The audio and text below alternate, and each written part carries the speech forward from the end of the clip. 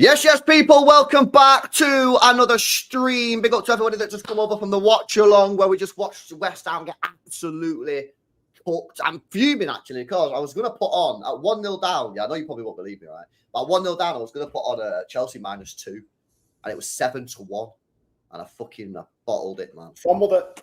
Fumbled the bag, man. I did. I fumbled it, man. You got to be able to back yourself, and I didn't have that fucking courage to do it, man. But yeah, big up to you guys in the chat. Smash these likes up on the way in. Yeah, big up for 35k as well, man. Appreciate it. Smash these likes. Make sure you guys are subscribed as well if you are new. What's going on, Danny? What's going on in Cali, bro? I just moved back into uni today, so got real life stuff going on. But, oh shit. Yeah, no, new season and new semester. Just buzzing to How many years you got left? This is my second year of 4. So second year of 4. Yeah. No way. That's actually wild, bro. You know, like you mentioned the movies, yeah. Like, is the movies of the US like uni the same as real life? Like, or is it like mad different to what you see in the films and shit? Well, if you're talking about like parties and stuff, like how rambunctious. Yeah, like that kind of stuff and that. I mean, my school's fairly quiet, but a lot of schools here, yeah, crazy party atmosphere. I'm not about that, but nah, big up, man. Big up, boys. Yeah, smash these likes up anyway, chat. We're going to be speaking about the game tomorrow. Spurs, massive game. I think this is our real test, bro. Danny, I think this is our big test for City. I think this is going to show us where we're at. You know what I mean? In terms of, are we really going to be competing for the league? You know what I mean? How far away are we away from like a Liverpool? Because we've got to remember as well, this team, battered us 4-0 last year and they weren't even good. What do you reckon? Do you reckon it is a test or do you not reckon it's that deep? What are you saying? Oh, I reckon it is a test because it's been a roller coaster the past couple of months. We ended the last season fairly well. And then Club World Cup, we started great. Then the Juve game was like peak. Oh, we're so back. And then Al Hilal came at the worst time. We lost that game and then it was a 2-month break. Everyone started panicking. And now 2 games against our lesser opposition and we're back to where we thought we were. We think we're back. So this is like our first real test in a couple of months. Even the end of last season, we didn't face a whole lot of good teams. So I don't know. We're going to see if we're just flat track bullies like last season or if we can really fight with the big boys. Because Spurs have started very well, in fairness. They were excellent against PSG. And again, I did say PSG had no preseason, so you have to take that into account. But again, they look good. And Thomas Frank gives us a game every single time. He's a good manager, isn't he? He's a good manager. He's a fantastic manager. I'm glad he gets to work with quality players now. All due respect to Brentford. Yeah, just a bit of sorry, just to completely divert the topic here, but someone just tagged me in this. The Parisian players decided to leave Donnarumma alone in front of a cup that chanted his name before coming to surround him. A powerful moment, completely unplanned, but a way for the goalkeeper to say goodbye. You see him there. I mean, yeah, I think it's pretty clear he's leaving. Do you think he's coming City or what? It certainly looks like it. I don't know where he'd go if it's not us. Yeah. I mean, United are bringing in Senna Lamans, who we were linked to for all of 5 minutes. That was crazy. I woke up early this morning to watch an academy game, and I woke up and we were linked to this Lamans guy. I'm like, oh, okay, Donnarumma must be off. 5 minutes later, oh, he's off to United. I'm like, It's funny. Those early morning transfer rumors are hilarious for me. I was up watching an academy game during the Cancelo to Bayern stuff as well. Felt like a fever dream. Oh, the Cancelo to Bayern? Yeah. Yeah. I was up early as well. It is wild. But yeah, anyway, he's definitely leaving. It's just, is he coming to City now? By all accounts, he wants to join City. Pep wants him. City want him. But are we going to be getting rid of Edison? Who fucking knows? But yeah.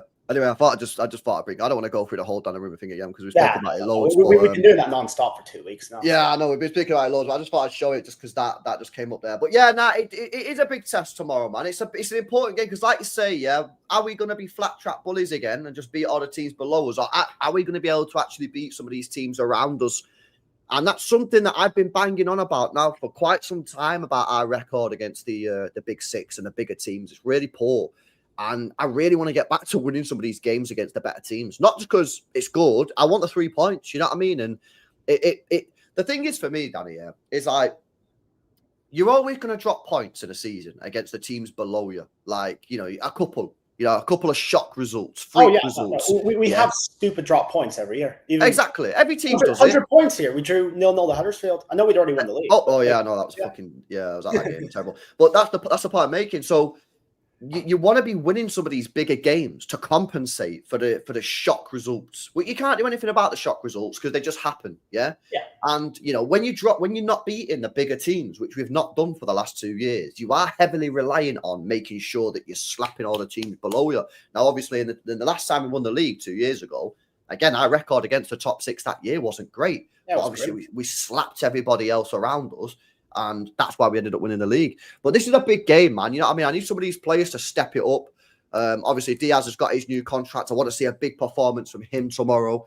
Do you know what I mean? Like, come on, bro. Like, you've just committed your future to Manchester City for the next 4 years. Give me a big performance. You know what I mean? Bernardo Silva, you was pretty good against Wolves. I thought that was one of your best performances in nearly 12 months, I thought, against Wolves. Give me another one tomorrow. Yeah, we've got to go out there tomorrow and show a little bit. And we're not going to have it all our own way as well. Yeah, because obviously Tottenham are a good side, like you just say. There are going to be moments in the game where maybe it's a 5-10 minute, maybe even a 15-minute spell where we're under the pressure. We've got to deal with it. Yeah, and last year we would have crumbled. But tomorrow, yeah, it is a big one, man. It's going to tell me a lot about where we're at, bro. Like, I need to see some sort of like some encouragement from tomorrow. Yeah, and I'm very much a back Pep kind of person. I'll never say Pep out. I was in his corner all of last season. I need to see him pick his best lineup tomorrow. Last season against the Big Six, and even the season before, I feel like he was just setting up to control the games. He was setting up based on who we're playing. I don't want him to set up like that. Play your best 11. If we play anywhere close to how well we can play, we should blow them away. Maybe not blow them away, but we should win the game. I've never really bought they've got pacey players bringing Kusanov. Just play your best 11, and you should win the game. Well, I want to see us stop fucking about changing the squad every game, bro. That's starting 11. Last year, yeah. You remember you did the maths, didn't it? Wasn't it like? What, do you remember the centre back partnership? What was it? Was it 13? Did you count? Oh, it was like 14. Yeah, it's ridiculous. 14 different centre back partnerships we had last year, chat. 14. Something ridiculous like that. That is terrible. So I really, really, really want to try and keep a core 7, 8 players in the team without changing them. Rotate Nunes for Rico the odd game where you need Nunes instead of Rico. You know, Marmoush for Doku when you need different type of winger. Yeah, maybe throw in a Cherky or Foden for a different type of game. But for the first couple of matches, I really want to try and get us just getting a little bit of consistency in there. Patterns of play, similar styles every game. We know what to expect. The players are getting used to it. Then, yeah, after like 6, 7, 8 games, then maybe if you want to start trying, right, try him out there, try him, no problem. But these first, because the problem is, yeah, Danny, I think at the moment we're still a very fragile football club because of what happened last year. Now Absolutely. we're much better than we were last year, but look at what happened after Juventus, right? A lot of us, not everybody, but a lot of us, myself included, were like, fucking come on, we are back. And then look at what happened after Al Hilal game.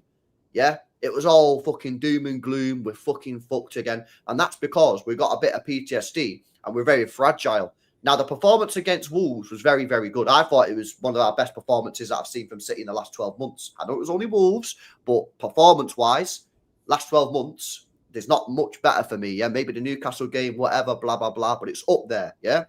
But then if we get smacked up tomorrow, it's going to be the same as like the Al Hilal you're game. back to square one. Absolutely. So we're very fragile. We've got to be careful. And when you got to be careful, for me, I think Pep's got to be careful with how many changes he makes. And I'm not saying he can't make any changes. Yeah, if he wants to put Marmoush in at left wing, if he wants to put Nunes in at right back, whatever, but not too many. I won't be making more than 2, maybe 3 max. Exactly.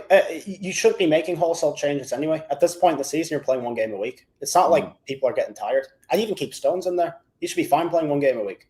We have a lineup that clearly works. I know it wasn't perfect against Wolves. It was damn good, though.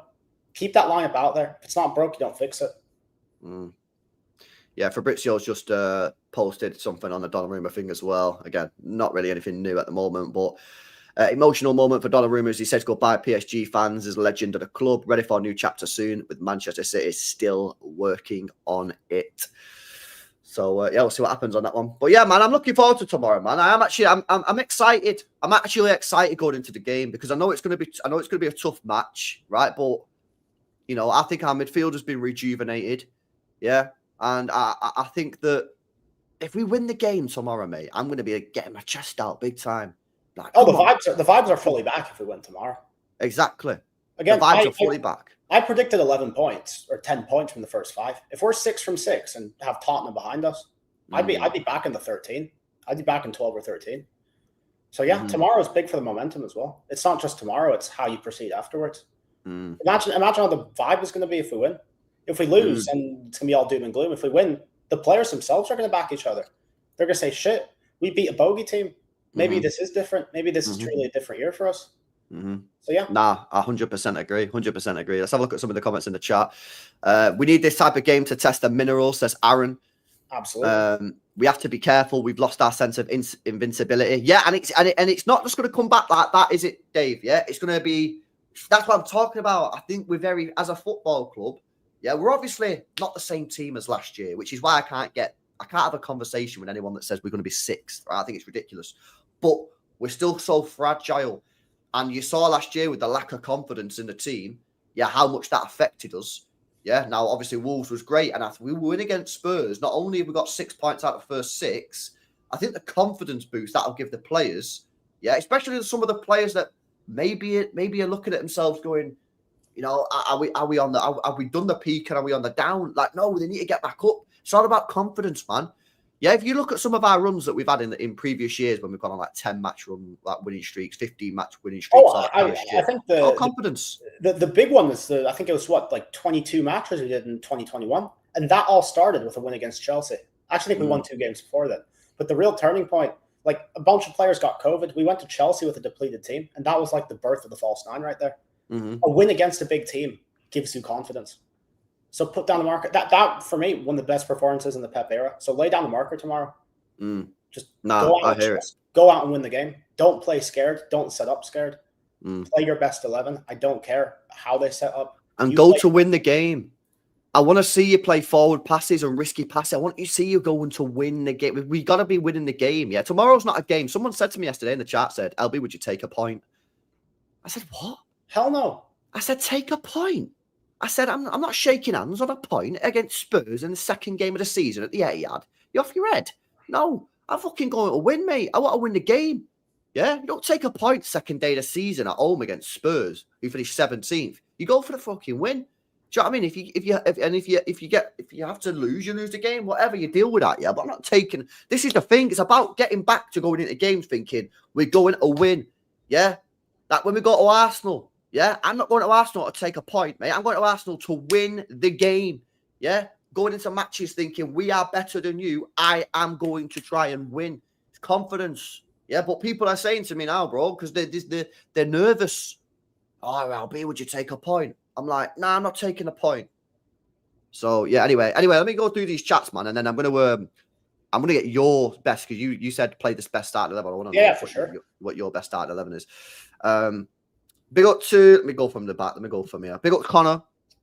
Says, if we get Rodrigo, is Marmoush, Haaland, Rodrigo, Cherki, Tijani, Reinders, Rodri when fit? Is that the A-team attack? Yeah, so Rodri, Reinders, maybe Cherki, Rodrigo on the left, or maybe on the right. I don't know. I think in that setup, you'd have Rodrigo on the right, which I'm not so sure about. Yeah, you probably have Rodrigo on the right, Marmoush on the left, Cherki in the 10, Tijani, Reinders 8, Rodri 6. Probably, bro, but like, this is just paper, innit? This is just on paper. When the season actually gets going, form comes into it. Like, for example, last year, right?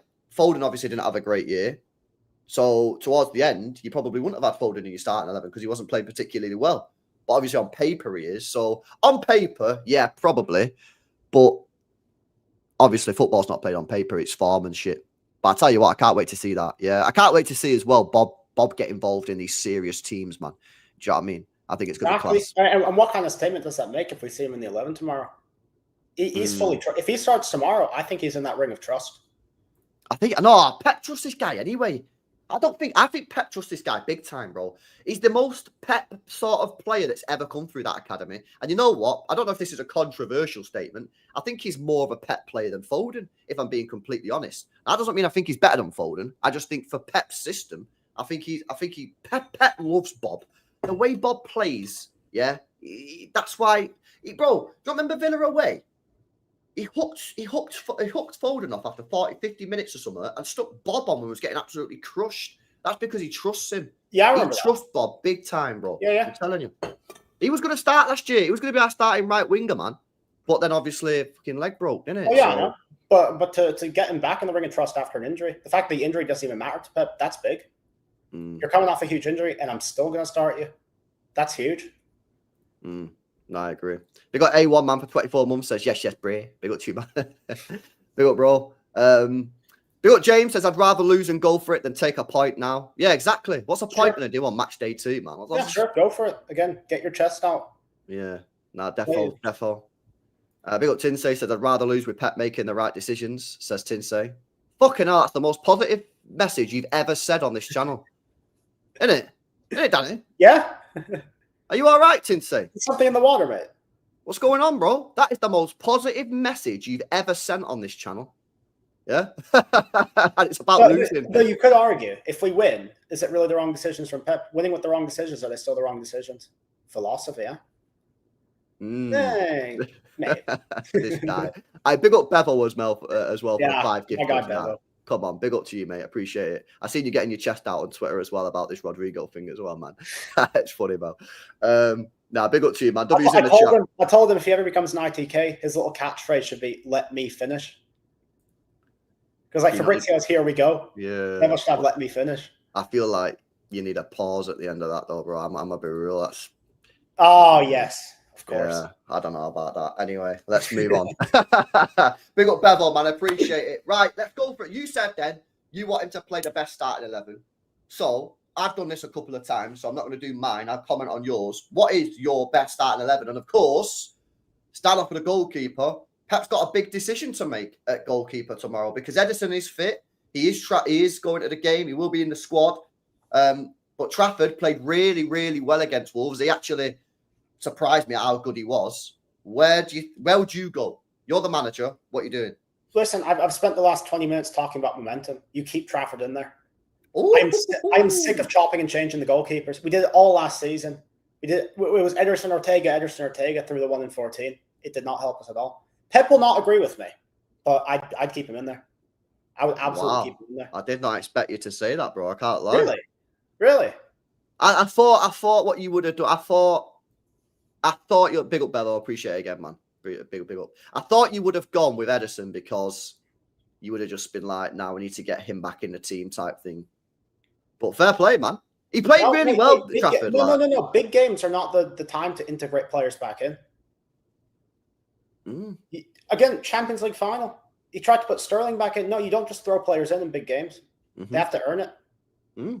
Right now, Trafford's the one for me. Again, Pep will probably disagree with me, but I'm putting Trafford in. I think he defo will play Ederson. Yeah, no, I agree. Yeah, but this is your team, so that's... He's come out and said if Ederson's fit, he's our number 1. Yeah. All right, okay. Chat, do you agree? Yes or no in the chat? I'll do a poll, but I'll be doing polls for days. So just put yes or no in the chat if you agree with Danny. Okay, right back. So obviously he played Rico Lewis against Wolves. He's now signing a new 5-year contract. I thought Rico Lewis was excellent against Wolves. But they're going to be playing Brennan Johnson on the left-hand side, bit more direct, bit more pacey. Do you trust Rico there, or would you rather have Nunes? What are you saying? I feel like this is the toughest call in the whole team for me. Again, I do have to stick with what I said though. I said play to our strengths, don't play to control them. You keep Rico in there. Play to win the game, not to control Tottenham. I'm keeping him in there. Okay. I'm absolutely keeping him in there. You know what I like about you, bro, yeah? Is you got the same sort of mindset of me, of like you think as a fan, yeah, of how can we win the game rather than how can we stop the opposition from hurting us. Now, obviously, you've got to have a little bit of it there, otherwise you wouldn't play Rodri. You just go fucking full send, Cherky, Foden, and fucking Marmoush in midfield. But I like that way of thinking, man. I like the way of thinking. But we're asking the question. We're asking the question, are we truly back? A team that's truly back can play the way they want and win the game playing the way they want. Yeah. I hear it. And like I say, if I am right in my assessment that Rico Lewis is a sort of luxury player and that he only really works when you're playing well, Is this not a great opportunity to test that theory out? Put him in the team. Do we play well? Does he have a good game? If he does, we're back. If we're shit, maybe we're not back. I don't like the way you put that. I don't like how you said test, but yeah, generally I do agree. This isn't the time to test, but then again, you're not really testing by putting them in there. You're just keeping the momentum going. So yeah, okay. I don't know. Okay, centre-back partnership, sticking with Stones and Diaz? I am. Gvardiol's not available. He did train today, but he's not available. If Gvardiol was fit, that's the big debate I had with myself. Would I put them in? Would I do Stones and Gvardiol? But I think I have to keep Stones and Diaz. Yeah. Would you have put him in if he was available, Gvardiol? I think I would have. I wouldn't. I would have rested him. Really? I would give him. Yeah, I wouldn't play him until after the international break. I'd be serious. Really? He played so much football last season. He had zero rest, man. And I think if we can't give Josko Gvardiol a rest with John Stones and Ruben Diaz, we've got serious problems. So no, for me, even if he was fit, I wouldn't have started him. I'd leave him on the bench until after the international break, which is only one more game after this, by the way. Brighton, and then it's international break. And again, like you said, Diaz should be confident after the new contract. He should have his chest out. John Stones is our best defender. Ruben Diaz has just signed a new 4-year contract. If you can't, and they're probably combined on nearly £500,000 a week combined on a wage. If you can't give Gvardiol a rest, yeah, then what are we doing? So yeah, I agree. I'd stick with that. Huzmanov, obviously, it would be nice to get him in the team, but I don't think you can start messing around with this centre-back partnership. For me, we've got to get some consistency here. Stones, Ruben, obviously smashed it in the treble year. I thought they defended quite well against Wolves. And, get them back in, see what happens. Left back, easy? Yeah, for me it is easy. I'm keeping that Nuri in there. However, I am using him differently to how we did against Wolves. Because I am going to make a change later on in the team. The player partnering him on the left, I want a different Nuri. I want Nuri to play a bit more wide instead of invert, and that's for a couple of reasons. Because the player I want on the left, I'm sure everyone knows who I want on the left. He's going to take the inside, and Nuri is going to play on the outside. Well as Nuri, he does invert a bit, but he's a little gangly, he's a little lanky when he does it. They have a more quick and combative midfield than Wolves do, so I'm a bit nervous about that. I keep Nuri in there, but I want him out wide. I don't want him coming into the midfield. If you want anyone coming in the midfield, it's Rico or Stones. Take your pick. Probably Rico. Okay. Do you have any concerns with his defensive abilities? Because there is a little bit of a debate, isn't there, about whether I think he's all right, mate, from what I've seen. I think he's fine. This is going to be his hardest test since joining the club. But who's going to be their right winger for Spurs? I mean, it's just going to be Kudus, isn't it? I thought they're going to play him down the middle. Are they? Then who are they going to play on the right? It's going to be Johnson, Kudus, and who else? Because Kulusevski's injured, isn't it? Well, yeah, he was injured last week too. Who else did they play? It's going to be like Odebear or something. Might be, Or Tell. I don't know. Yeah, might be, If it was me, if I was Spurs, I'd be playing Kudus down the middle tomorrow. I don't know. We'll see. We'll see what happens, man. Okay. Pep Guardiola said today, bro, that Rodri is available. Are you risking him? I am not risking him. No. Your standpoint on Gvardiol is mine with Rodri. Okay. You just have to let him rest again. What about if the doctors are saying it's fine?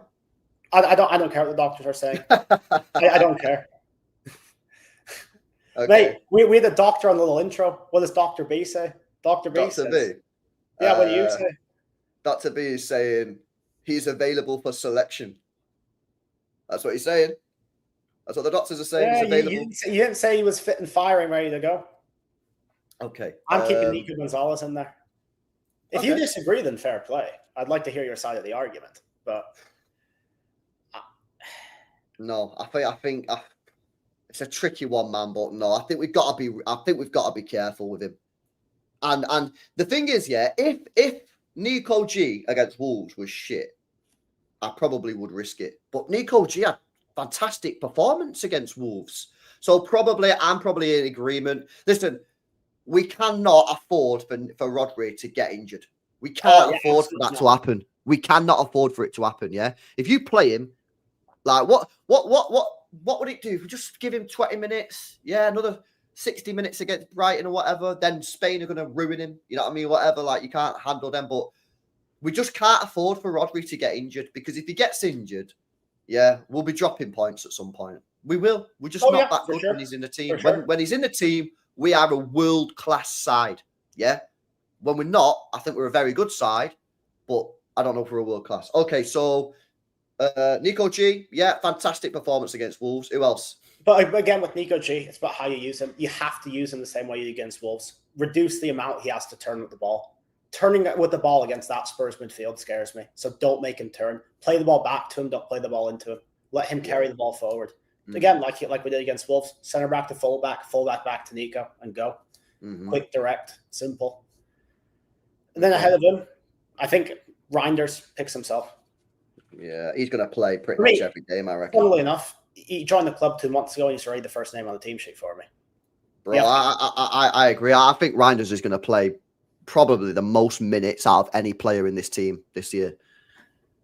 Which does worry me in the long term, because then next season, we're going to start the season and be like, oh, should we rest Reinders a bit? But for now, you just got to keep using him. He's a player in form. You have to. He's the first name on the team sheet for me. And again, if like the chat's saying, if Spurs do play a 5-3-2, you want as many sources of goals as possible. No, agreed. I completely agree with that. Yep. You can't rely on Haaland against a very low block, especially when I'm dropping Doku, who's a low block specialist, good 1v1 against the fullback. I'm dropping him. You need goals from everywhere. You can't just rely on Haaland, and Reinders brings that. I agree. Yeah, one of my things with Rodri is ball falls on the edge of the box. That's a very good chance at a goal. Reinders is probably your second best chance at that. So you have to replace that in some way. Well, that was one of the problems last year, bro, when we was playing the low block sides, is that, like, with all due respect, our midfield of, like, Gundogan, Kovacic and Bernardo, these guys are not good at shooting from range. They're just not. So whenever the ball fell to a Gundogan or whatever on the edge of the box, or Bernardo, they didn't have the ability to put the ball in the back of the net from 30 yards. Well, now Reinders does, Rodri does, and that's gonna change things for us, because teams are either going to have to start closing them down, yeah, which will create space for our attackers, or they can give them a free shot at goal. And do you really want to be giving a free shot? No. Kovacic ain't good from shooting at 30 yards, bro.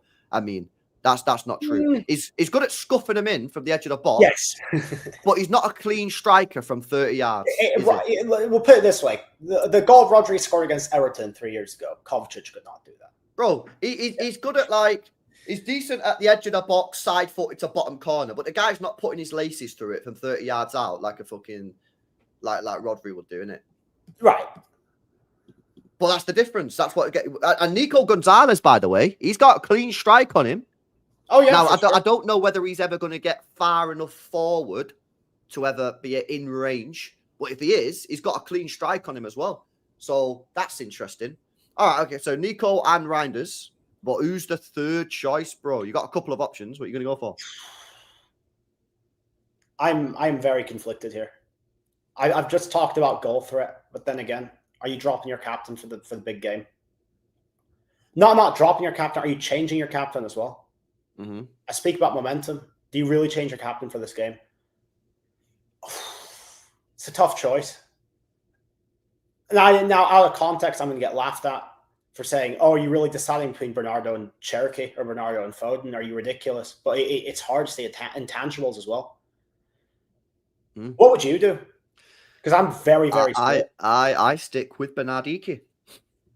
I stick with Bernardike. Yeah, I do stick with Bernardike. Bro, I'm telling you now, I'm full sending that it worked at Wolves. Get me some consistency. Whack Bernardike in.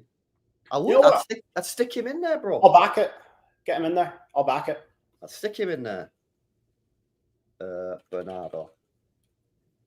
Yeah. And I think, like I say, for me, bro, I think he had his best game in over a year at the Wolves game. I know people say he played well to the end of the season last year. I personally think that's a bit of a glaze, yeah. But I think his Wolves performance, I think it was one of his best performances in 12 months, man. Yeah, I agree. So I'd keep him in there. And then again, if he doesn't perform, there's such a thing called the substitution. If he's not performing, man. If he's not performing, you bring on goal threat, either Foden or Cherokee or even Bob, whoever I drop from the right wing, you bring him on.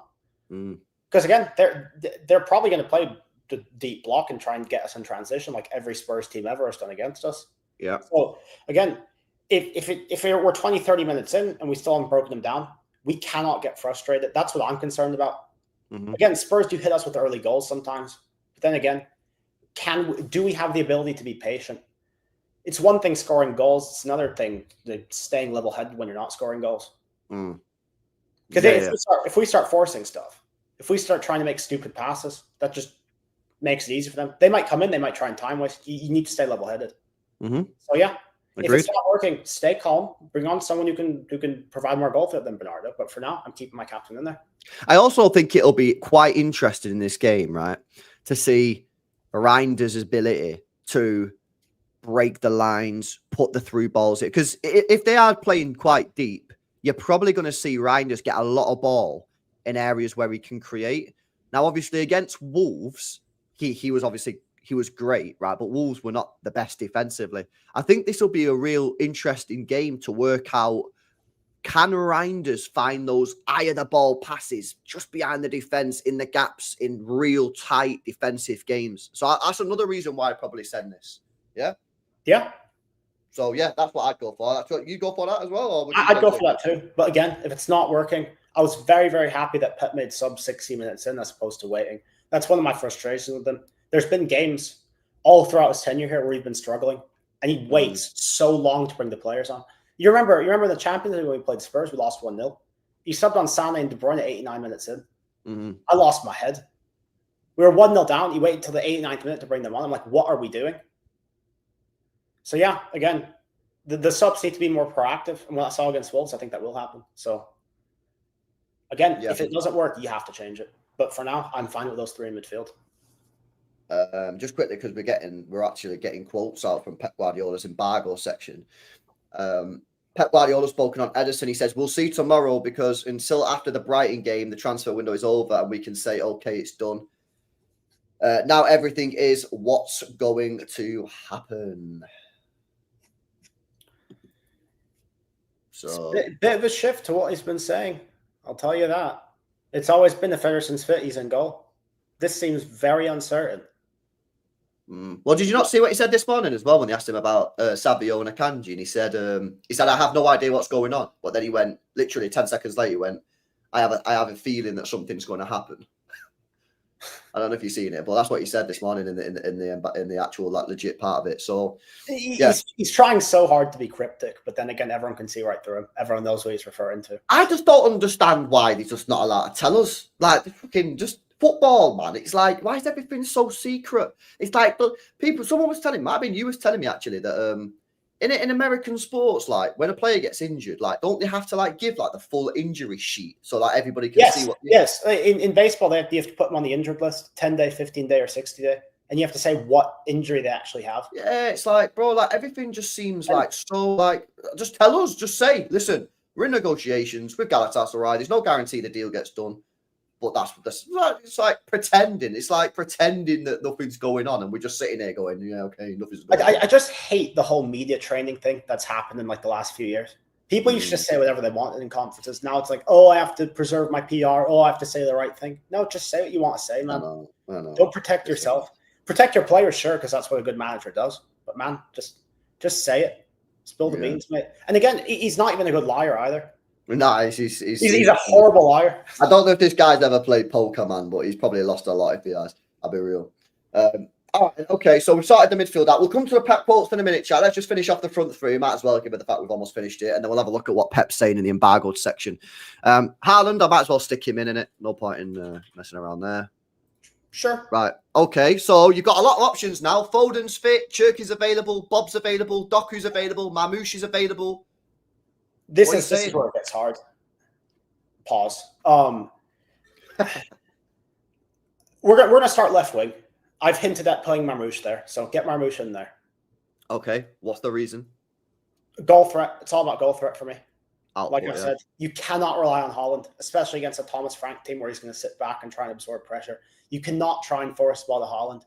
Because again, against low blocks, we've seen Haaland not really move around a lot. You need runners. You need willing runners. You need movement. You need goals from everywhere. You get Marmoush in there. I know Doku is a low block specialist. He's been excellent against Porro historically, but again, I want goals, mate. I want to outscore them. Because it's funny you say that because I was on with Deji today, who's a Spurs fan, and he was really, really worried about us playing Doku against Porro. He was like, if you play Doku against Porro, Doku will cook him. But then I say Doku will cook him, but then Doku doesn't get the ball to Haaland, so it's irrelevant, isn't it? Yeah, exactly. So yeah, I'm in agreement. I don't think Doku had his greatest game against Wolves. I don't think Marmoush played particularly well when he came on either. But I agree. If Spurs play really deep and play really defensive football, you just need a player that can score you a goal out of nothing. Yeah, and Marmoush is that guy, obviously. So yeah, I'm in full agreement. Okay, right. And deep down, admit it. Everyone here needs to admit it. I know deep down in my heart of hearts we're not keeping a clean sheet tomorrow. I know we're not. We are going to concede at some point. It's difficult for me to get on the clean sheet hype train at the moment. It's too early. I really want to get on that train soon because I love clean sheets. But yeah, at the moment, I probably say that it's unlikely. So that increases the need for someone who can get you a goal, isn't it? Yeah. And Marmoush has just a fantastic nose for goal. Right play. So many goals last season. We talked about all the screamers, the one against Brighton, the one against Bournemouth. There were an equal amount of goals that were just right place, right time. Johnny on the spot. Like the one against Leicester, the keeper dropped it, he was right there. The equaliser against Crystal Palace, second ball right there. Again, if you keep peppering their box, you'll get second balls. I want a good second ball player right there. Mm-hmm. And Marmoush is that. I'd rather it fall to Marmoush than fall to Doku. I'll be honest. But you said before as well, you're going to use Aït-Nouri different because in the Wolves game, Aït-Nouri was sort of coming into this area, wasn't he? Yeah. I'd like Marmoush to be a bit more central. Figuratively, like there, he's a left wing. But I'd like Aït-Nouri to be wider. I'd like him to come in a little bit and Aït-Nouri to be on his outside. Like Gvardiol was doing a couple of years ago when he was bombing down there. Yeah. Okay, cool. All right then. So you've got. This is hard. I don't know where you're going to go, man. But obviously you've got Cherki who can play right wing. By the way, there is a shout to play Cherki because if you are worried about the sort of low block and mad defense that Spurs are going to play, obviously Cherki is probably our most creative player. You could stick him out on the right. That's obviously where he played a lot for Lyon. Foden is available. He's fit. He's obviously played that position a lot for Pep Guardiola. Pep knows all about Foden in that position.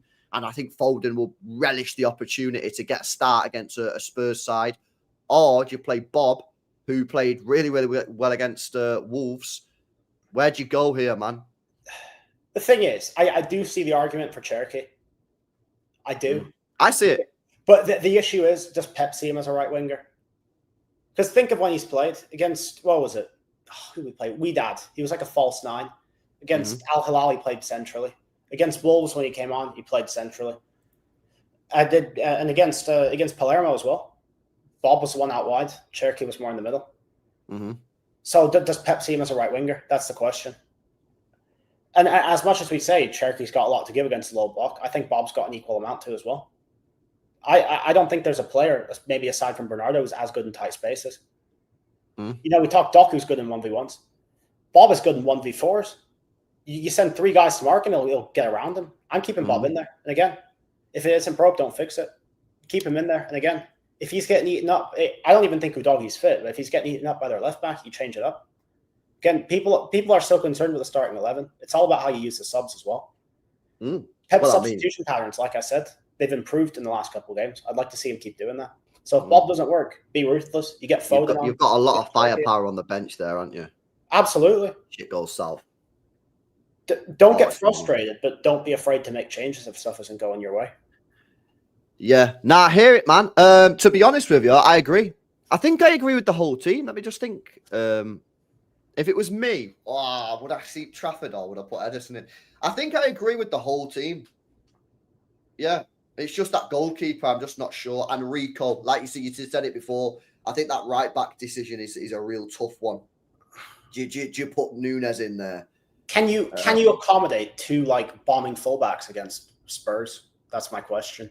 I don't think he'd bomb Nunes forward. Do you remember, was it the Palmero game? Which game was it where Nunes just went in sort of like this area? Yeah, it was the Palermo game, yeah. Yeah, I think he probably utilise him like that. But I don't know, man. I'm not sure. I don't disagree with the squad, man. If I seen that team, I'd be like, right, sweet. And you got so much firepower there as well. You got so much firepower with Cherky on the bench, Foden on the bench, Doku's available. Yeah, obviously Rodri will be on the bench as well. Nunes is there. He's good going forward. So you've got options on the bench, going back to a treble year when we had bare options on the bench. Like last year, we didn't have options on the bench. Yeah, there was nothing. We have a fantastic squad as it is. Yeah, okay. That's interesting. Chat, what do you reckon? Do you like the team? Do you not like the team? What would you change? Evie says I'd swap Huzanov for Rico Lewis. Pep ain't going to do that. Pep ain't going to play Huzanov at right back. And I don't think again, I'm not sure about his wide defending still. His sample size at right back is just so small that I can't really trust him out there. Akinias is saying it as well. Get Kuzanov in for Rico at right back. Ricardo says if we play that team, we need to take our chances because they're going to have at least 3 chances. I agree with that. We're going to allow chances no matter what. We've never played a game against Spurs where they haven't had chances. Not in ages. Yeah. Not since that one we beat them off 6-0 in 13-14. That's the last one we just fully blew them off the park. And then there was the one in COVID as well, but they always have chances against us. That's why I said play your game. Even if you try and control them, you're not going to fully control them. So just play your game. Who cares how they play? Try and win the game. Don't try and control it. No, I agree. Big up to Inside says Cherky over Silva, difficult.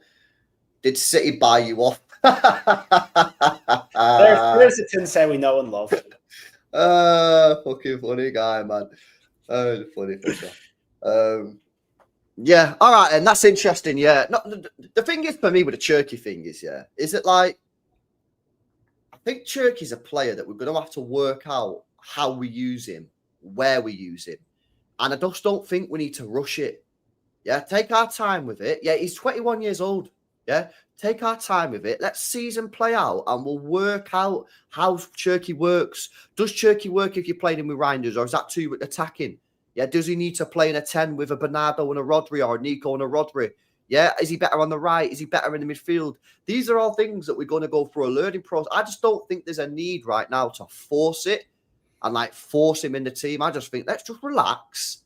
Yeah, just relax. I think there's a lot of pressure, because everyone was slagging City off for signing him and you're going to ruin him. We're going to ruin him. And I just think some people are feeling a bit too much pressure on it. Just think, relax, man. Chill out. Bring him off the bench like we did against Wolves. And in time, it might take us a couple of games. It might take us a couple of weeks. It might take us a couple of months. In time, we'll work out the best place for Cherky, the best system, and then you can go from that. But early in the season, for me, it's about just getting the wins. 3 points on the board. 3 points on the board, man. Yeah. Matthias, it's not an age thing, bro. It's not an age thing. You've completely misunderstood what I just said, brother. It's not an age thing. The point I'm saying is we do not need to rush finding out where Cherky's best position is. We'll find that out in time. It's not an age thing. No, it's not even a long time either. 1 month down the line, we're going to be playing 2-3 games a week. We're going to have the Champions League draw next week. We're going to have the Carabao Cup draw next week. I'm not saying he's a Carabao Cup player, but we're going to have a chance to rotate the team. When you have 1 game a week, you play your best 11 every game. There's no excuse not to. Everyone has ample rest. You play your best team. There's no need to rotate. Cherky will get his opportunities.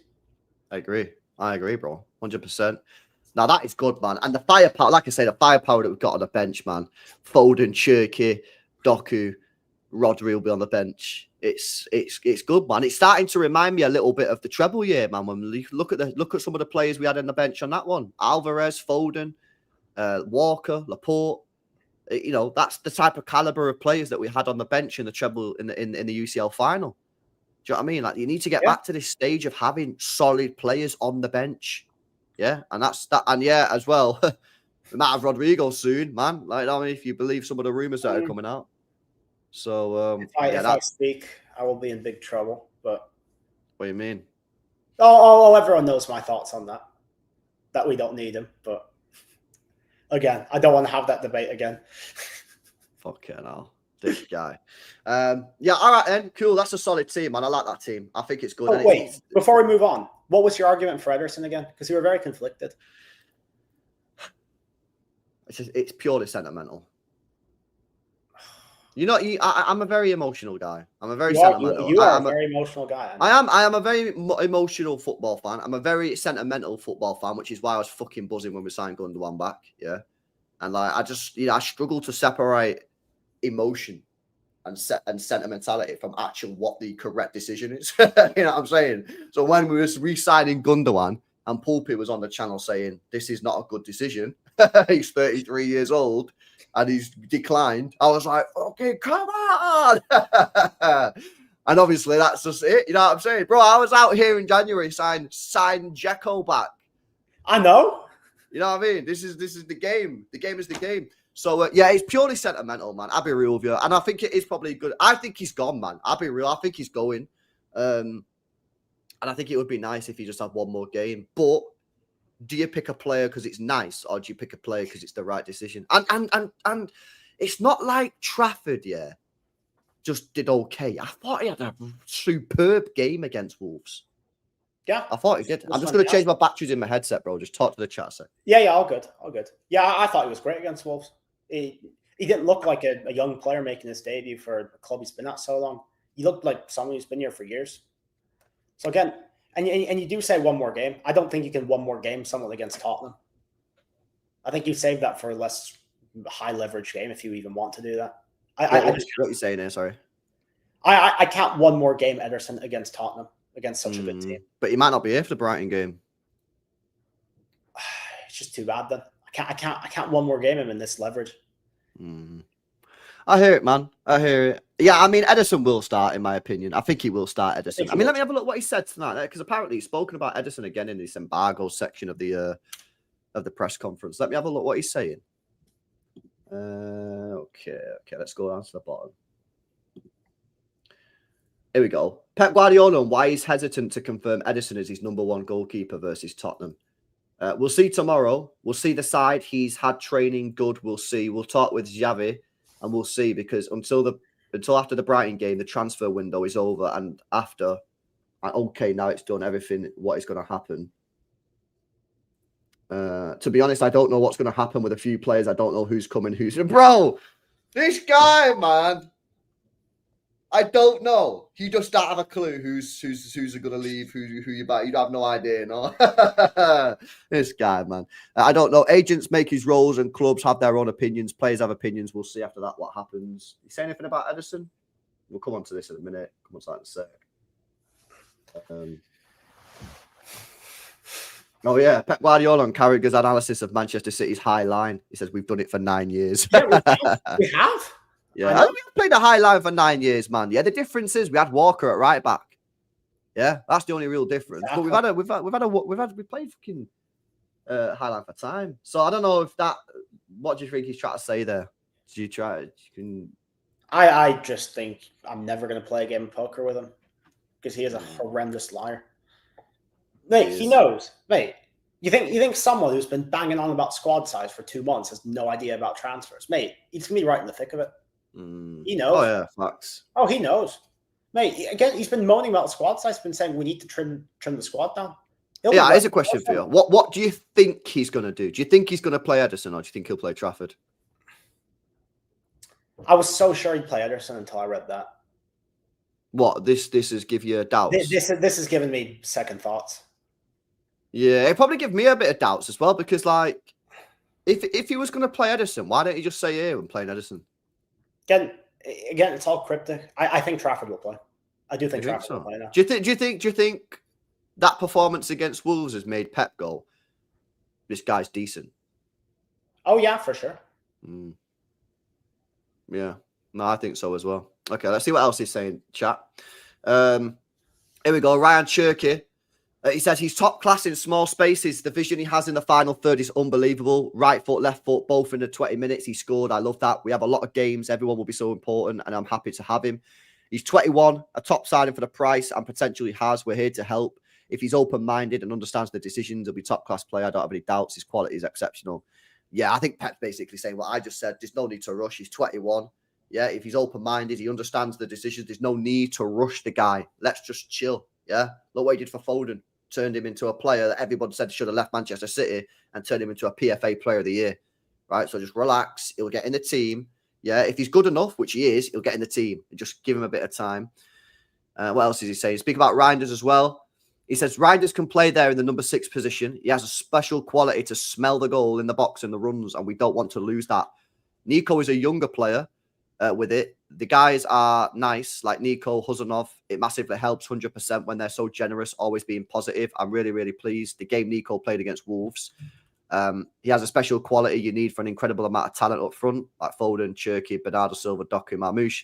Having a player who can sustain that in a position is important. He's young, wants to learn, and for a long time, he can help us. Yeah, facts. I mean, he was fucking quality, man. I can't even lie. It was so good. It was 46 million quid, bro. I know. And again, you saw how fucking pissed all the Milan fans were.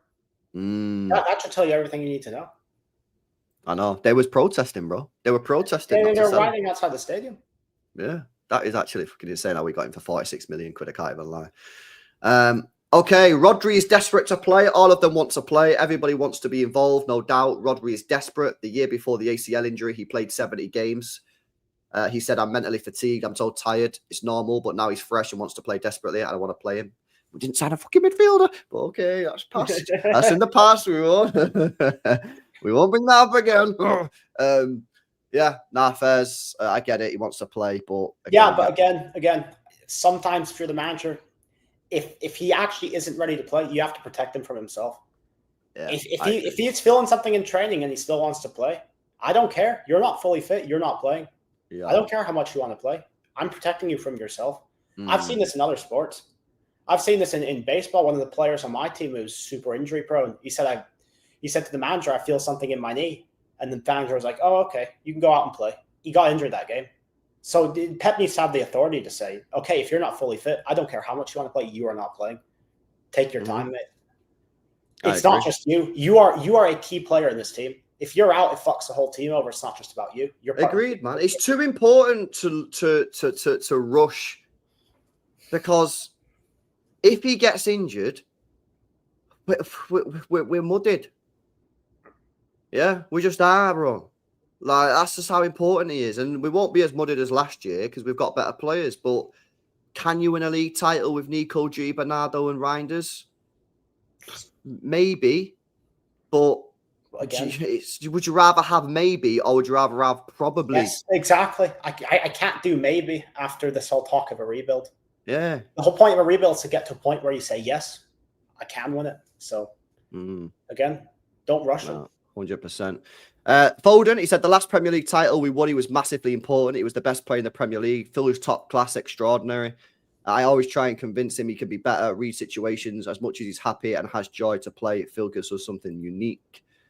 Again, he's had a few injuries. I wouldn't be rushing him back in there either. I always think with Foden and Cherky, maybe we can see transitions. That's why we spent a little bit more time to bring them versus Al Hilal.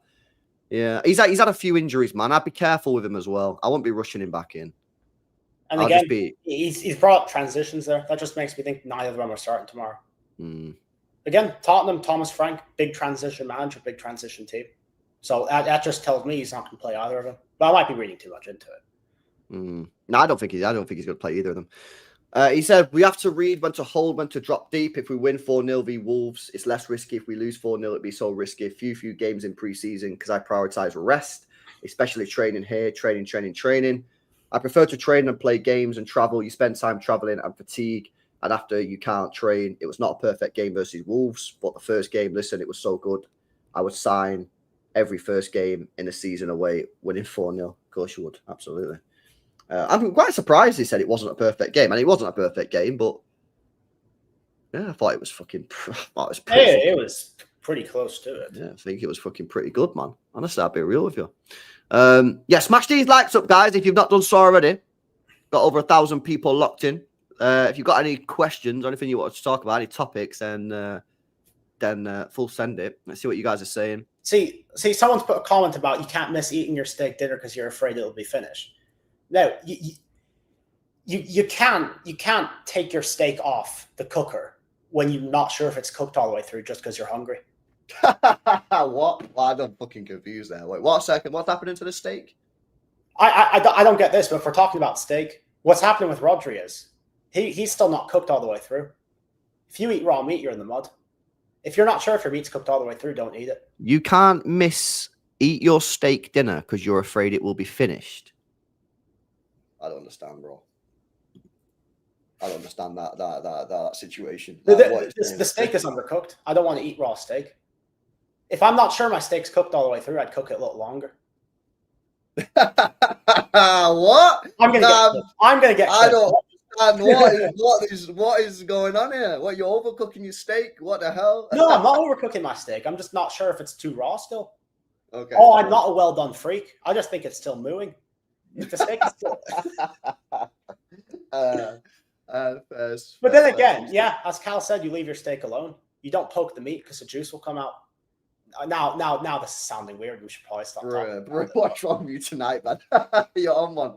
Hey, mate, it's Friday night. That is crazy, man. It's past the watershed. I smashed the likes up. Big up Mish says few offside traps and fans think it's prime flick ball. Oh, you're rivaling Tinsay, you, man, with your negativity these days. I'll be real. Big up though for the super chat. See what else you guys are saying. Big up Ethan. He says, would you rather have a better defense or a better attack? I feel this squad is built around attack, score as many goals as possible. I just don't care too much about defense with this squad. Well, it is. The squad is obviously, and this is why, I think fans are just going to have to accept that we aren't going to be defensively perfect, right? Because we have changed. Yeah. If you go back to the treble year, yeah, where we had that solid defense, right, that was amazing. Ake, Diaz, Stones, Walker, Akanji, right? That was defense first. But teams have worked us out a little bit. You know, they're playing deeper low blocks. They're more well drilled. They're harder to break down. So I think the way that you have to adapt that is you have to be a little bit more risk taking. So you can't be playing Ake at left back and Akanji or Walker at right back. You need support there, which you're getting now from Mate Nouri. You're getting from Nunes, and Rico gives you support in a different avenue. Yeah, obviously, you know, last year we had players like Kovacic and Gundogan as our creators in midfield, which is just a disaster, really. Now you're going to have Reinders, and eventually you'll get Foden back in there and Cherky back in there. So, yeah, and that's why I've said for ages, I think we're entering our vibe era, because I think we're just going to go in full send. We're going to attack teams. We're going to concede goals, 100%. But we're going to be scoring a lot of goals as well. And will we outscore the opposition? Who knows? But there's been a shift. There's definitely been a tactical shift in Pep's approach over the last couple of years, 100%. Yeah, and then again, I don't think our defense is as bad as people make it out to be. I think our defense is fine. I don't think it's prime 2021 or 2023 level, but it's not awful. I mean, we fixed a lot of the shortcomings from last season by bringing in some of the players we have. So again, there are going to be times where we need to outscore teams, but there are also going to be times where we just win 4 or 5-0 because we still defend pretty well. Don't know, might be waffling, but yeah, no. I don't know. I don't know. I think people are overdoing our defense, but I still expect it to be, you know, nowhere near the treble year. But at the same time, we should be getting way more output going forward than we had from our fullbacks in the treble year, because we had Ake and fucking Walker. They're not offering you a lot, are they? Do you know what I'm saying? So it just is what it is, man. Look how many teams are playing deep. I mean, look at the fact is, yeah, Arsenal have had the best defense in probably Europe for the last 3 years, and they've won fuck all. Yeah, because for me, they've not got enough up top. Yeah, so I think that kind of proves the point that you can have a mega defense, but you don't have people, yeah, who can fucking score goals at the top end. Then you're gonna struggle, and that's what Arsenal have had. Their defense is amazing, Arsenal's, yeah, but they've not won anything. Yeah, and as good as your defense is, you're still going to have a blow-up game here and there where you concede 2-3 goals. If you concede 2 goals and you can't claw that back with your attack, then that's just as bad as not having a good defense. So you need to be balanced, really. Yeah. No, I agree. When you don't score enough, your defense feels fragile because of the score. Our defense is not shit. That's a good point. This was it last year though, Danny, with Haaland. Can you imagine Haaland going out into the games last season, yeah, and he knew that he'd probably get 1 or 2 chances in the entire game because no one could create chances for him. And if he didn't score them, we'd lose because he knew he was going to concede 1 or 2 goals. The pressure that Haaland was under last year was immense, which is why we were so desperate to sign Marmoush in January, because we needed extra firepower up top. But the pressure that the guy was under last year to score the goals, because no one else was scoring. Doku doesn't score goals. Savinho doesn't score goals. Kovacic doesn't score goals. Gundogan doesn't. Bernardo doesn't. It was literally Haaland or bust. Yeah. And he knew that because these players are not stupid. He would have known that when he was stepping out onto the pitch last year. He would have known that. Whereas now, as obviously we went through the starting 11 before, Danny was saying, like, look at the goals you've got in this team now. Goals. Already you got 4 players, yeah, and you're attacking 4 that can get you goals. Then you've got more creativity as well. Yeah, Bob can create, Aït-Nouri can create. Yeah, Rico Lewis can come forward. And if he gets the freedom like he did against Wolves, I'm not sure he'll get that much freedom against Spurs that he did against Wolves. But if he gets that freedom, he's actually pretty good going forward as well. I just feel like this team is well better at attacking than it was last year. I really do. And the thing is, yeah, you know, I just feel like if you're attacking better, you'll defend better because you'll press teams better, you'll close them down, you'll win the ball quicker. I think that was a fantastic comment. Because I can think of lots of games last season, and by lots, I mean only a couple, where there are games where we should have been out of sight at halftime, and we end up losing the game. Like the Brighton game. Remember the Brighton game? We lost 2-1. We should have been 3-0 up at halftime. And the Al Hilal game as well. We should have been 3-4-0 up at halftime. And then we concede 2, 3, 4 goals, and the whole narrative shifts to the defense. If you score all your chances, or at least most of them, then you're going to be sitting on a 2-3-0 lead, and that's not going to matter. The Brentford game as well. That's a good point. We've had our fair share of games where we're not clinical enough, and if you don't take your chances, it inherently gives the other team more confidence. Oh, they're letting us off. We're still in this thing. We can still go forward. Again, the City teams of old. I think of the 8-0 Watford game. We went boom, boom, boom, boom, boom, 5-0 in 19 minutes. They had no chance. Take your chances. Be ruthless, and there's no way back. Bro, last week, 4 shots on targets, 4 goals. Yeah, Sporting as well. That Sporting first half, we were very good up until the 1-1. Should have scored so many goals that game. Yeah, we were good, man. We were good. I mean, last year, as bad as it was last year, there were a couple of games that we were decent. I mean, remember the Arsenal game until he got his ACL? Oh, yeah, we were great that day. That game up. Sorry, I know it's a bit of a PTSD moment, but we were fucking insane. That first 20 minutes, we were mint, bro, against Arsenal. We were so good, man. And then he done his ACL, and then our season died there and then. That's literally what happened. I know. And it's funny because, like, the under-18 game I watched this morning, Sunderland killed us in the first half, but we went in at 1-1 and played excellent in the second half, won the game. Again, if you don't take your chances, the other team says, oh, we can get at them. Happened in the Sporting game. Like I said, all over in the first half. 2 minutes in, they get a penalty. Then they get another goal right after that. Or it was the other way around. But again, take your chances. Looking at a 3-0 lead and looking at a 2-0 lead, 1-0 lead, it's very different. Score your fucking goals. I know, like, there was the whole thing of no matter how good your attack is, like our defense in November, December last year was awful. Can't legislate for that. But then again, there were a fair share of games where we just didn't take our chances. Tomorrow, and it's a theme against Spurs as well. Everyone says, oh, Spurs 2 shots on target, 2 goals. I don't care. If we scored the 3-4 goals we're supposed to in those fixtures, it wouldn't be a factor. Like the treble year, we won 4-2. Yeah, we went 2-0 down. We scored 4 goals in one half because we took our fucking chances. No, I agree. See what else you guys in the chat saying, man. Big up Ethan again. He's got a few questions. He says, another one. Do you think we need to play to our wingers? Do you think we need to play to our wingers playing inverted closer to the box? I think we will score more goals with Bob, Mamouche, Foden, Cherky, Doku coming inside and packing the box out of the width. I guess it depends who you're playing, innit? And like systems and shit. I think with Linders, you're definitely going to see more of, you know, our wingers getting inverted and getting tucked in because that's how he likes to play. And I think you've already seen signs of that in the Club World Cup. You know, you've seen Doku coming in a little bit more, you know, making that running behind. So I think we'll see it more than we did. You know what I'm saying? But I think a lot of the times when Doku plays, I still think most of the time Doku will still be utilised as like to stretch the width and all that kind of crap. Mamouche, on the other hand, you want Mamouche as close central as possible because you want him picking up the ball edge of the box, bang, goal. You're not Julian Alvarez. Because for me, I just use Mamouche basically as a similar way that I used Alvarez. I know Alvarez was technically one of the midfielders, but I'm pushing him in field, and loose balls, edge of the box. The guy's got a clean strike and just get him to be popping shots off on the edge of the box and that, you know, scraps, winning the scrappy edge of the box ball. That's what I'm asking for him. So then the question is, then do you push Aït-Nouri forward and get him on the overlap? Like I said, Aït-Nouri holds the width tomorrow for me, and you play Marouche or centrally, right behind Haaland. if Haaland's in on goal or something, gets tackled, I want that ball to fall to Marmoush. I want Marmoush to get that chance because he's one of the more clinical players in our squad.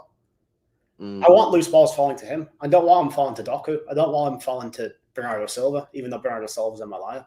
I want them falling to the players that should be falling to. So you maximize your chances of scoring off second balls, get Marmoush in that team, and keep him in the middle. Mm-hmm. No, 100%. With my last comment, 1 second. We can write the Champions League off then. Defense wins you those games. Well, I personally don't think we'll win the Champions League. I have way more confidence on the Premier League than Champions League. I just think you need to be like solid to win the Champions League. I do. It's no surprise to me that we won the Champions League when we had our best defense. So I don't know. I think we can go deep. Yeah, I think we can get quarterfinals, semi-finals, but I don't know. I just think Champions League, man, you just need to have a solid defense. You know what I'm saying? You do. Now, obviously, if Donnarumma comes in and starts pulling off saves like he was doing for PSG last season, then maybe I'll be open to being a bit more confident about it. But right now, the way the team is set up, I'm much more confident for the Premier League than the Champions League. I agree with you, yeah. I agree with you. Again, just need to be defensive, solid, man. In the Champions League, if you have one unlucky day, you're finished. Well, you're not finished, but you got all to do in the second leg. Like against Tottenham back in 18-19, we lost the first game, and we knew what kind of game it'd be. We conceded 2 goals in 10 minutes, and it was. I mean, we did claw it all the way back, but moments. Champions League's about moments. So yeah. It is about moments. It is. Big up Nicholas says, "Oh, your LB. If we sell Savio and somehow miss out on Rodrigo, what do you do with the money?" I don't think that is a thing. I don't think that's an outcome. I don't think City sell either. Yeah, if City sells Savinho, I don't think City sells Savinho without having the Rodrigo deal locked down. Because I don't see a world in which we can let Savio go and not buy a replacement. So we either don't sell Savio or we sell him and get Rodrigo. I really don't think that's an option. Personally. Big MD says Barca last season could win the Champions League if they managed the game against Inter. Again, our defense is not bad. We need more goals and kill off games. That's a fair point, right? If you are more clinical, yeah, you can get away with not having the strongest defense in the world, which is fair. But I still think in the Champions League, I still think it favours teams with a solid defence. You know what I mean? But if your forward line is clinical and you start creating a bit, then you can compensate for it, man. But I just think in a knockout competition, it favours teams with solid defences. Ideally, you have both, but either you have a very solid defence like Chelsea had when they beat us, or like we did a couple of years ago, or you just have a team full of moments players like PSG. PSG, they didn't miss chances. They went boom, boom, boom, boom, boom. Fuck you, we're outscoring you. Real Madrid, every single time they win, well, they call it black magic and all that, but when they get a chance, they score their chance. Well, think about it as well, right? Look at last year, PSG. They had the best right back in the world, the best left back in the world, top goalkeeping performance. They win the Champions League.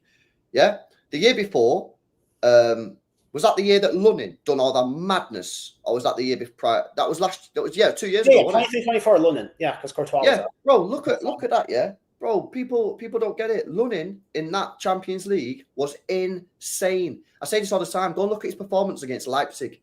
Bro, they should have been dumped out of the competition. Lunin made the random guy who no one's ever heard of before come in, third choice goalkeeper for Real Madrid, starts pulling off these mad saves out of nowhere.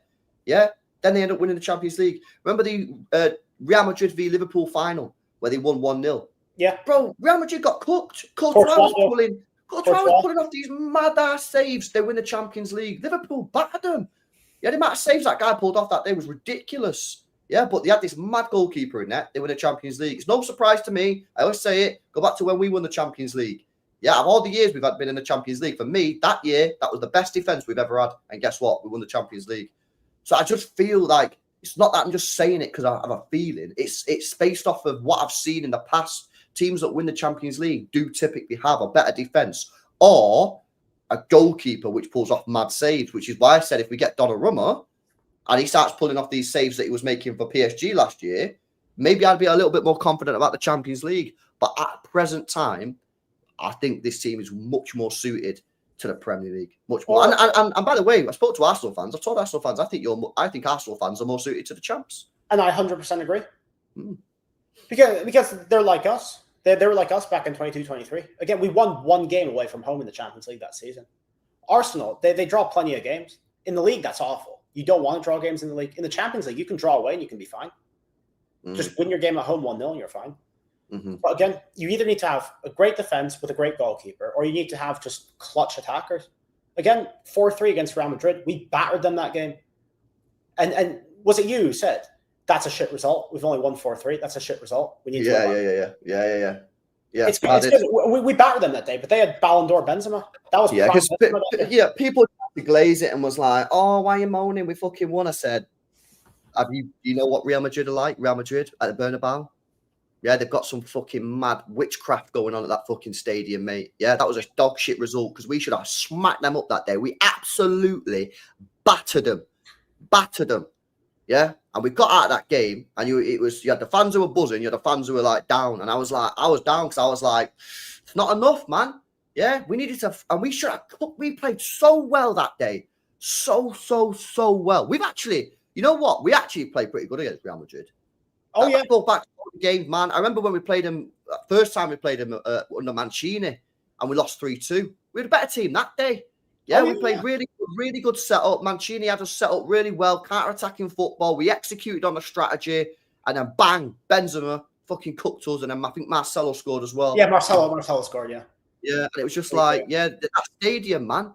That stadium's disgusting. That's why we even had the keeper for it back then, because Joe Hart against Real Madrid, unbelievable. Back then, and in the 15-16 one as well. You remember the 0-0 at home? He was ridiculous. Joe Hart Champions League was so good. It was a madness. But yeah, that's why I prefer to play Bernabeu first, get it over and done with. Go there, shit house a 0-0.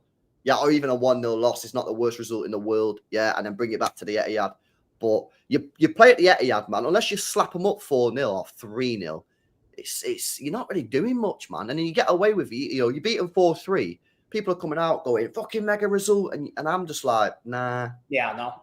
Not. And then you get called negative, but then it's just because you know what Real Madrid's like. You know what the Bernabeu's like, which is why you either need to slap them up in the first leg if you're at home, or just go get them in the first leg away, take a 0-0, and then take them back to the Etihad, you know? Yeah. Tricky place to go, man. You know, how many times have we won at the Bernabeu? Once? Oh, no. We've won several times.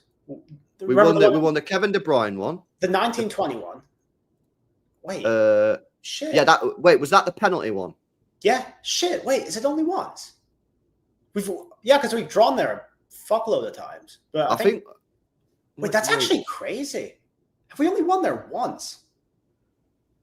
It doesn't feel like it. It feels like we've won there multiple times, but we've only won once. That's crazy. Because we lost under Mancini, we lost under Pellegrini. Yeah, the Fernando own goal. Yeah, and then which was the one where Jesus did that cross and then someone headed it in? Was that? No, it was De Bruyne crossing to Jesus, I think. Jesus, was it that way? Yeah. For the header, I think he dunked on Ramos. Did we win that one? Did we not win that 2-1. one? That was on the Ramos red card. Isco opened the scoring. I remember it was De Bruyne penalty that Sterling won, and then the Jesus header as well. Yeah. No, it's a tough place to play football, man. It's fucking hard, mate. It is. I've not been since they put the roof on, but I can imagine that because the atmosphere before the roof was fucking insane. Top place to watch football. Did you manage to get to any football when you was in Spain or no? No, I was there for someone's wedding. Bernabeu, man. Bernabeu, honestly, it pops off in there, man. It was also the off-season. I was also there late June. So. Oh, was you? Oh, yeah, you was, yeah. Now, I was there for the 1-0 Gareth Bale deflected cross semi-final under Pellegrini, wounded. And then I was there for which one was it?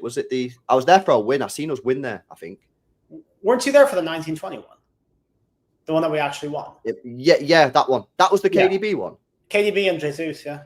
Yeah, I was there for that one. Yeah, I was there for that one. So I've seen us lose the semi-final, deflected Gareth Bale cross, and then that the win. But it's a sick place to watch football, man. The atmosphere is class.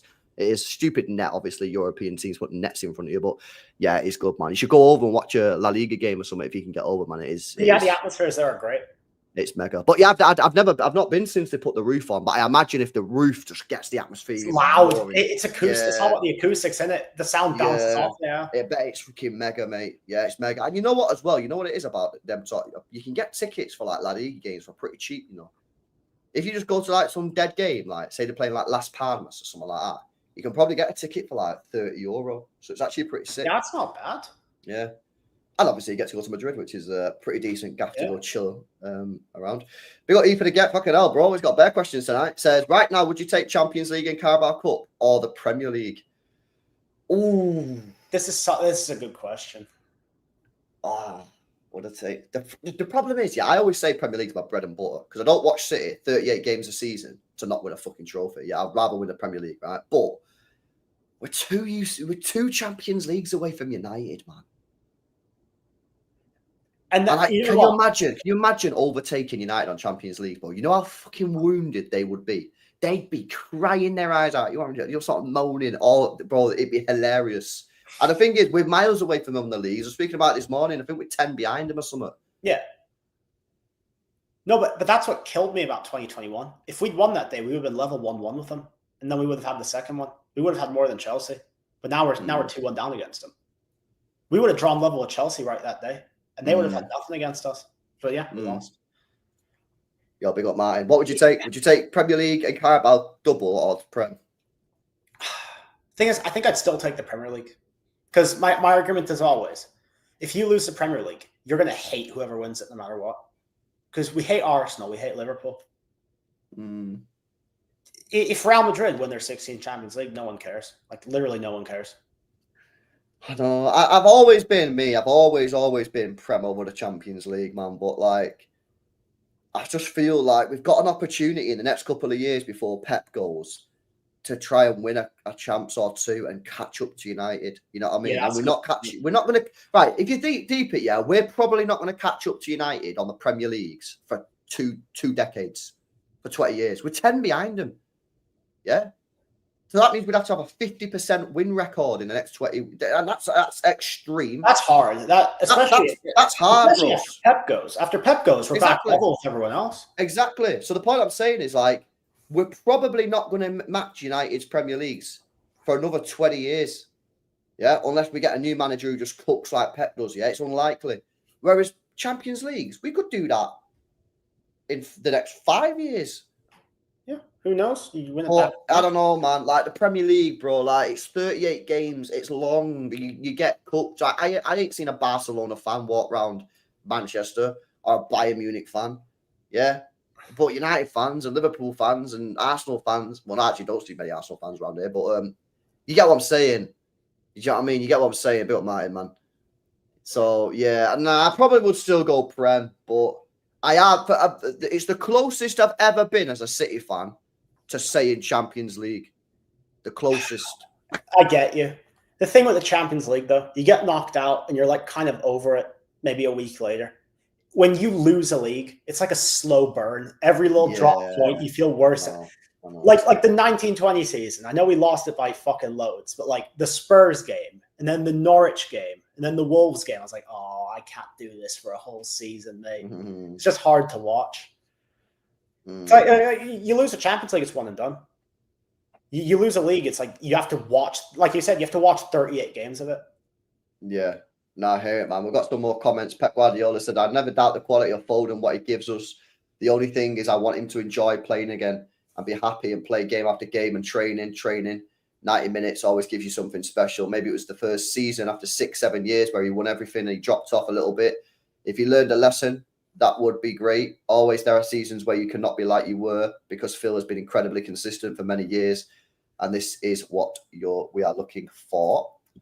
Oops. There we go. Yeah, it'll be interesting to see how Foden bounces back this year. I think he will. I think he will bounce back, man. Obviously, I can't guarantee it. I don't know what's fucking going to happen, but I have a feeling like he will bounce back.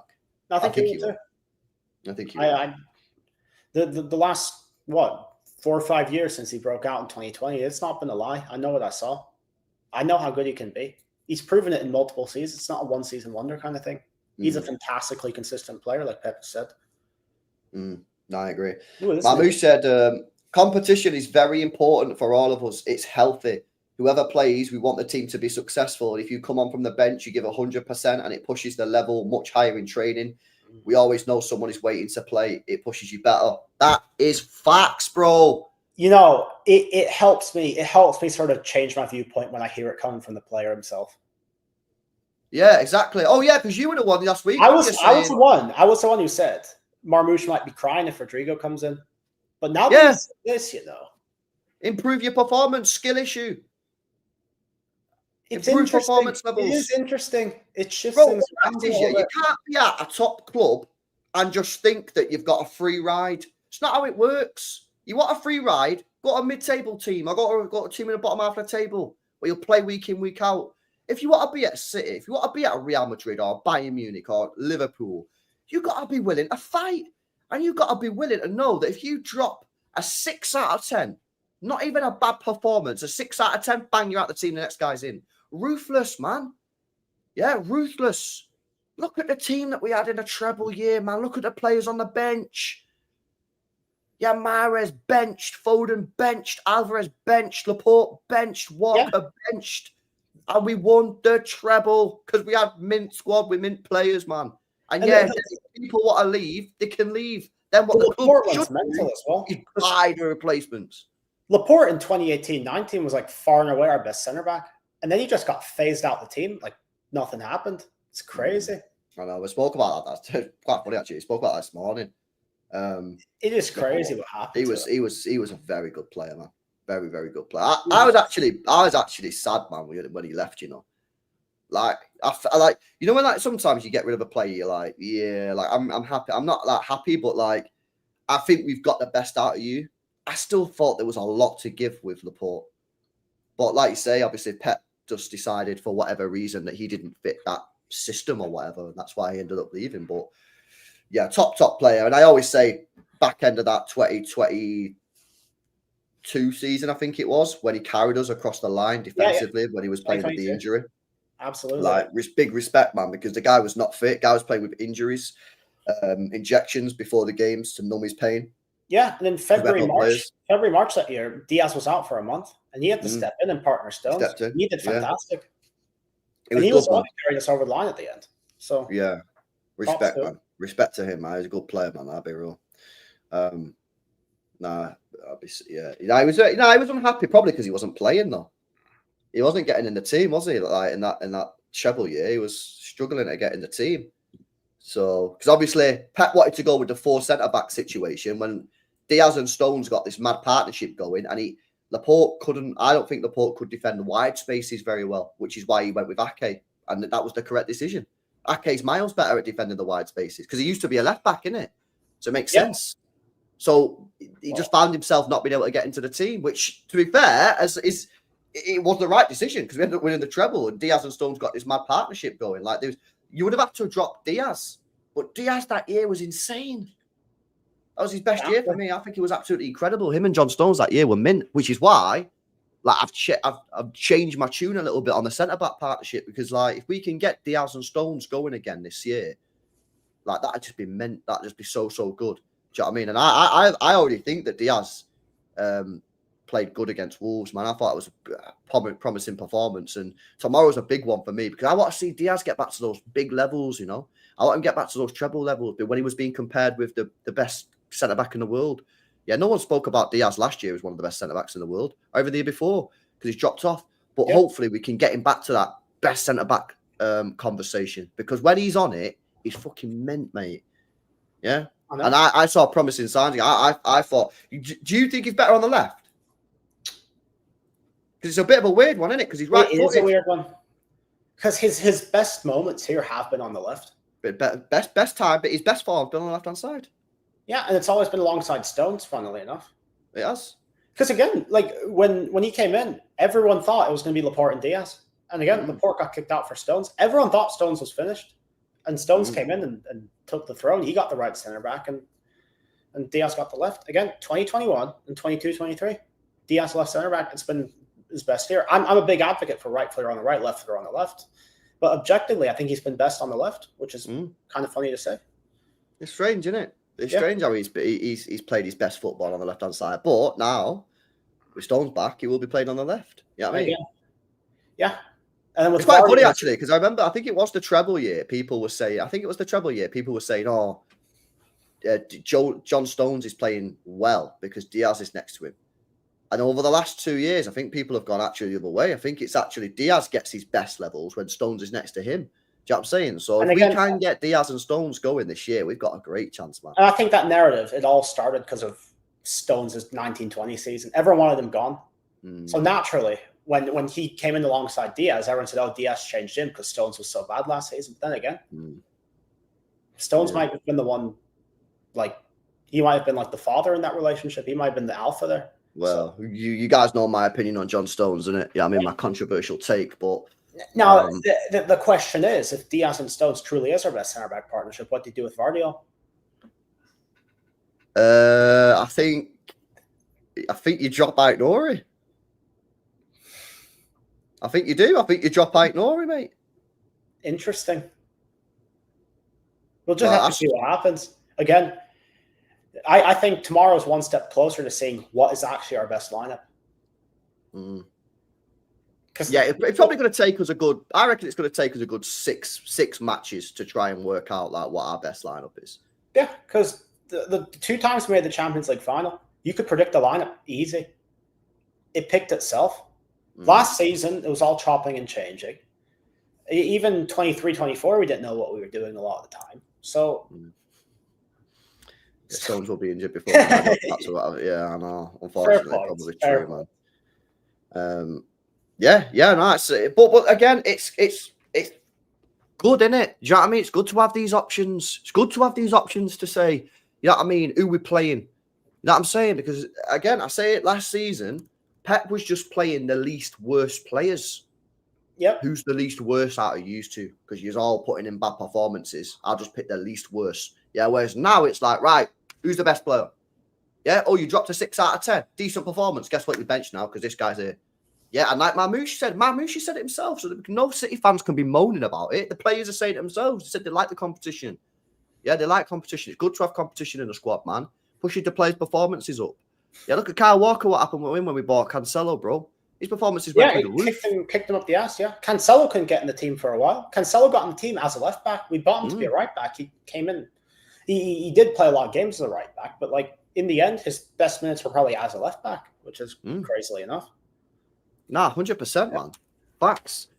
Big up Benno says, I hope he doesn't make 4, 5, 6 changes tomorrow. I'm with you, mate. I want him to keep it relatively consistent. Maybe 3. I think the right back, left winger. Then your goalkeeper, probably. Maybe the goalkeeper. I really don't see, unless he thinks Rodri is fit and whatever. You know what I mean? Maybe he'll put him in there. But if he plays Rodri, then maybe he shouldn't touch another position. I just think that we need to try and get some consistency in the team 11. Absolutely. Just in the first few games. Let's get these points on the board, man. Yeah, because remember, we've got Spurs tomorrow. Yeah, then we've got Brighton away. That's gonna be a tough game. Then we got United. Yeah, we beat once last year. You got fucking Arsenal or someone else. I think you got someone before them actually. Oh no, then you got Arsenal after that. Yeah, let's just try and get a little bit of consistency going. After the Arsenal games, we've got 3 easier fixtures. Yeah, I think you got Brentford, who obviously don't look too great. You got Everton, and you've Burnley at home, then you've Villa away, sandwiched somewhere in there. But then again, yeah. So you got a few easy. Yeah, the Villa game comes after that 3-match block though. So you've got a few easy games. Then maybe you can start to rotate a few players in, get some more minutes and that. But for me at the moment, it's just get 11 on the pitch that can start developing relationships again on the pitch. Get the points on the board.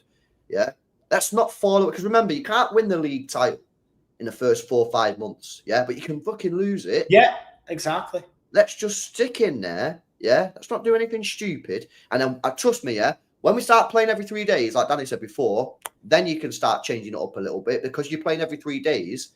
It'll be easier to do. But when you're playing once a week, I just think you just need to be going out there, getting a job done, take the points on. Simple as that.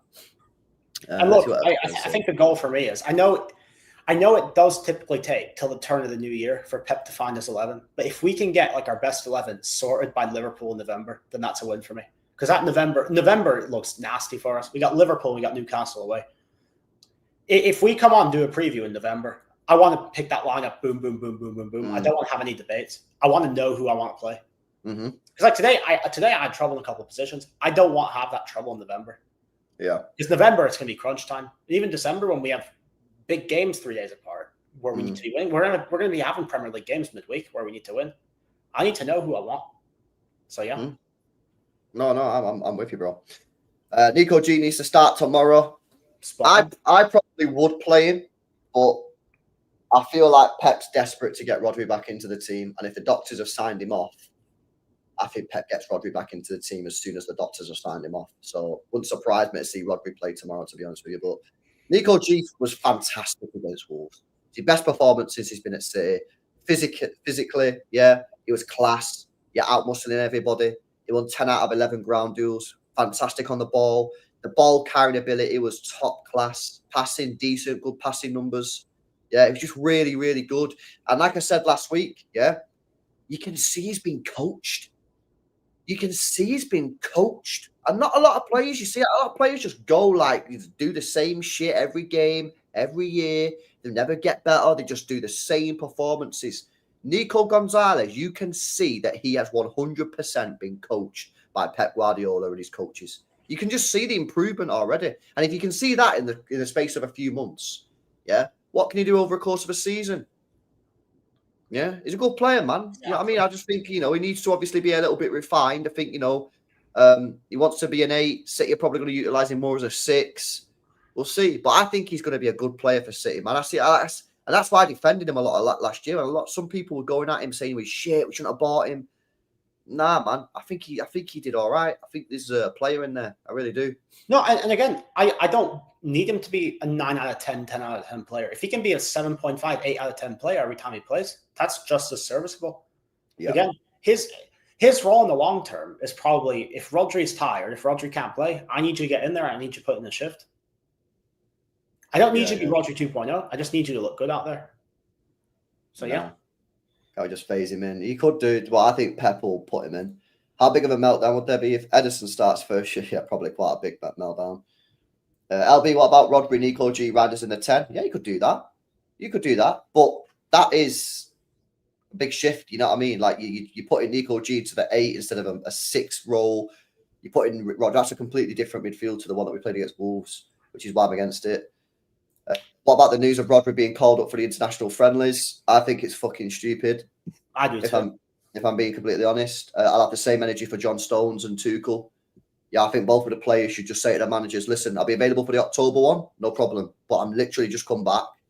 I don't think it's a great look. Yeah. Not necessarily for Rodri, but Stones. I'll be pissed off if Stones go to England, mate. Especially because they're playing Andorra. You don't need him against Andorra. Bro, here's the point on Stones, right? What is Tuchel going to learn about playing Stones against Andorra and Serbia? Nothing. If Stones is fit for the World Cup, Stones will play at centre-back for England in the World Cup. Facts. So why does he need to go and play these games and risk getting injured again, man? Yeah? If he gets picked, I'm going to be pissed off. Tuchel and Pep and Stones should just have a conversation and say, listen, not playing. He's going to be, if he's available for the World Cup, play him. Yeah, but what's the point in playing him in these games, man? It's just like sometimes, yeah, you have to make exceptions for the rule.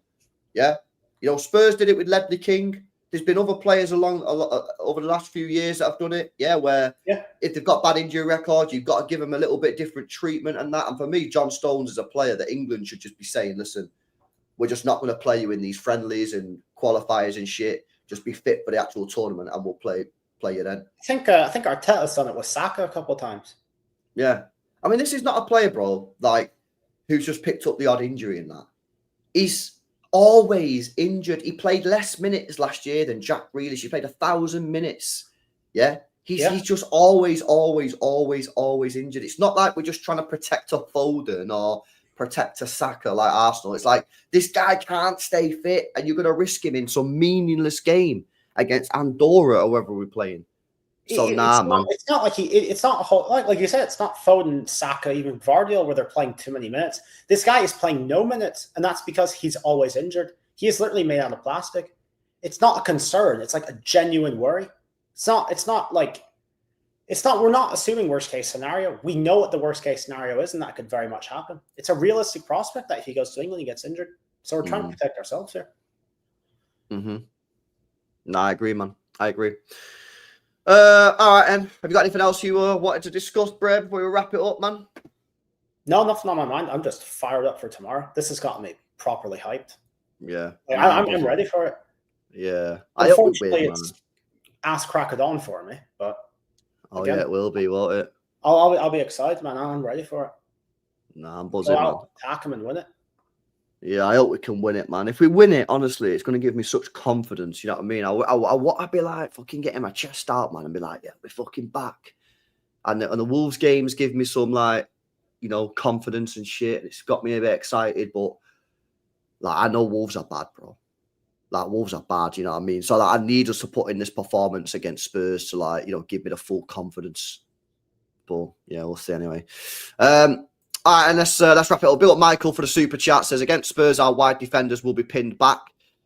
We need to get the ball through midfield quick, and then out wide defensively, Spurs can be got around the sides. Tijani and Omar for this. Yeah, I play both of them players. Agreed. I play both of them players. Yeah, I agree with you, mate. Not sure you have much choice. I think Omar should play. I think Reinders is going to play every fucking game, isn't he? Like you say, he's probably at the moment, other than Rodri, first name on the team sheet. Pep's going to love this guy, man. He is. How we managed to get this guy, for £46 million. Like, low-key, I feel a little bit sad for AC Milan, because that is a steal. That is a steal. Like, we could be looking at player of the year here, you know. Early shout, but you could be looking at player of the year here already with Tijani Reinders. 100%, man. For sure, yeah. And we got him for 46 mil, and he's in his prime. He's 26 in his prime years. Honestly, it's unbelievable. When I was doing it, I say it all the time, but when I was doing those watch-alongs at the end of last season, watching AC Milan, I was just watching him. I was like, yeah, this guy's literally made for Pep. Yeah, people say he's Gundogan 2.0. I think he might be better than Gundogan. I think honestly, let him cook. I think he might be a better player than Gundogan if he can get fully going, bro. Yeah, I do. Yeah, we'll see. No, bro, I just put it out there. I think he has what it takes to be potentially better than Gundogan, man. I'll be real with you. Yeah, sure. Again, he's got to keep producing. He's got to do it game in, game out. So yeah. No. Nah, I know he's like a hybrid Gundo, Kovacic, because he carries the ball way more than Gundogan, man. When people were saying Gundogan 2.0, I was like, he carries the ball more like Kovacic a lot, like, but he's got the quality to also find the pass or the shot at the end of the run, which Kovacic doesn't really have. Kovacic is good for driving forward with it, but then he'll just pass it to someone. Yeah. Whereas Tijani Reinders can drive forward with the ball like Kovacic, but then, as you saw against Wolves, bang, little chip ball over the top. I mean, that pass to Rico Lewis was an absolute joke, mate. Absolute fucking filthy work. Yeah, filthy work it is. So yeah, there we go, man. Big up Matty, man. I appreciate the Michael. Sorry, big up Michael. Appreciate the super chat. All right, yeah, we'll leave it there, man. Big up to everybody in the building. If you go in tomorrow, enjoy it. First game back at the City Stadium. Make sure you get in there early because they've got that new system in, so you don't want to be late and that. So get there early and that. And I'll get the watch along going at about 11:30, hour before the game. We'll have a look at team lineup and stuff and see what's cooking on gas. But yeah, looking forward to it. Massive test for Manchester City. We'll learn a lot about what's going on. Smash the likes on the way out. Make sure you guys are subscribed to the channel as well if you need. Big up to Danny every single time. And we'll catch you in the next one. Peace out. Peace.